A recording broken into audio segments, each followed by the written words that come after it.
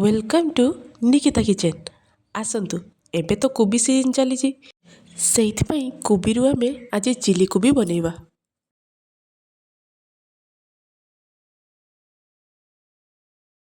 प्रथमे गोटे कोबी नेबा ताकू छोट छोट करी काटिदेबा। तापर गैस रे गोटे कढ़ई नेबा सेथिरे किछि पानी देई स्वाद अनुसार लूण एवं आधा चामच हळदी गुंड पकई पानी को फुटिया पई छाड़ीदेबा। पानी भल भाव फुटी गला परे सेथिरे कोबी गुड़ी को देई 2 रु 3 मिनिट पई फुटिया पई छाड़ीदेबा।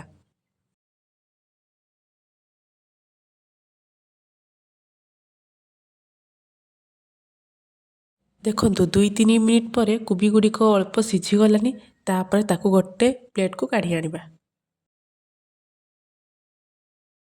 तापर सेथिरे गोटे चामच मैदा, 2 चामच कॉर्नफ्लोर, स्वाद अनुसार लूण, गोटे चामच लंका गुंड, गोटे चामच अदा रसुण छेचा आपन चाहिए पेस्ट मध्य देई परिबे।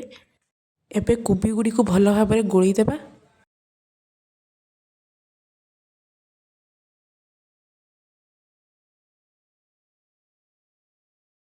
देखंतु एठी मैदा एवं कॉर्नफ्लोर कमी जाइछि, सेथिपाई आउ गोटे चामच मैदा एवं कॉर्नफ्लोर देई सेथिरे अल्प टिए पानी देई ताकू भल भाव गोली देबा।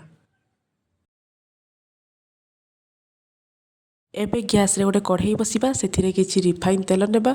तेल भल भाव गरम होला परे गोटे गोटे करी कोबी को सेथिरे छाणी आनिबा।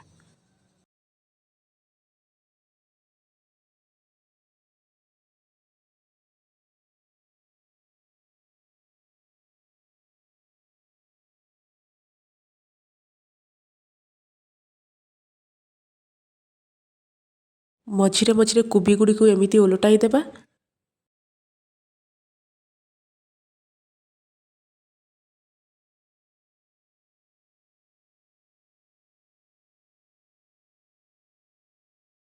एवं कोबी गुड़ी को ब्राउन कलर हैला परे ताकू गोटे प्लेट को काढ़ी आनिबा।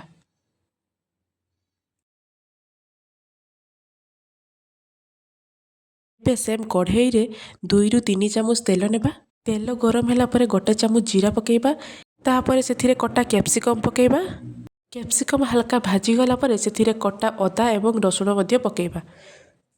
रसुण एवं अदा गोटे मिनिट भाजी होई गला परे सेथिरे काटी रखिथिबा पियाज पकेइबा। पियाज को मध्य 2 मिनिट पई लो फ्लेम रे भाजिबा।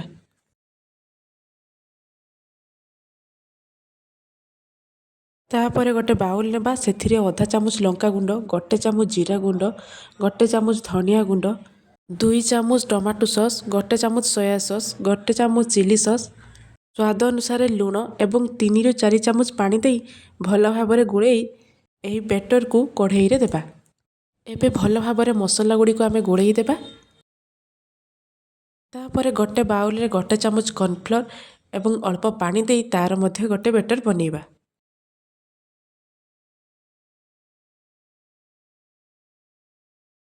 सही बैटर को सेम कढ़ई रे पकेइबा एवं भल भाव मसला को गोळेई देबा। तापर छाणी रखिथिबा कोबी को सेथिरे पकेइबा। शेष रे गोटे चामच धळा राशि पकेइबा एवं 2 मिनिट पई कोबी को मसला सह भल भाव गोळेइबा, जेमिति मसला गुड़ी को कोबी सह मिसी जिवो। एबे हमर चिली कोबी रेडी, ताकू गोटे प्लेट को काढ़ी आनिबा। जदि मोर ए वीडियो आपण मानकु भल लागिथिबो तेबे मो चैनल को लाइक शेयर सब्सक्राइब करिया को जमा भी भूलिबेनी एवं कमेंट रे जणाइबे मो रेसिपी आपण मानकु केमिति लागिला।